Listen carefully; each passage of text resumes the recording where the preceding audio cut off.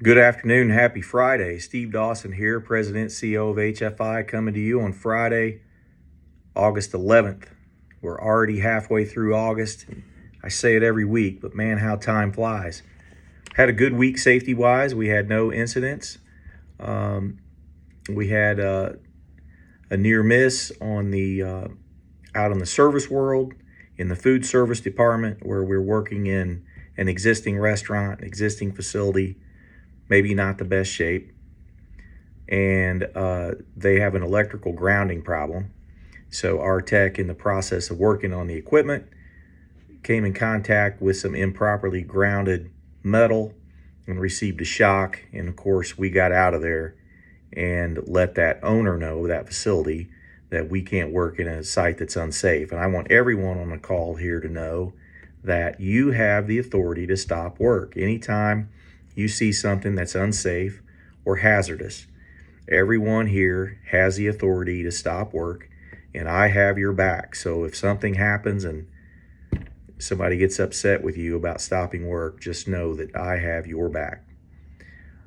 I want to talk a little bit today to our construction foreman and just how difficult that job is. And we know how difficult that job is. We also know how important that job is. The list of items that a foreman is responsible for are too many for me to name off in the next several minutes, but we're talking about planning skills, pre-planning skills, short interval task planning, productivity, material handling, understanding your scope of work, understanding changes, understanding management methods, understanding communication. Not everyone that you deal with on a job site is easy to communicate with. You have to wear many different hats.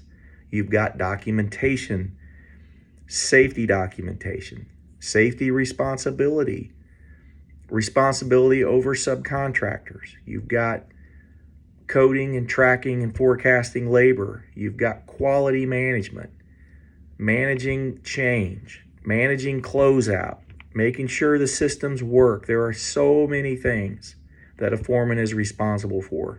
And we truly have a deep admiration and respect for what you do.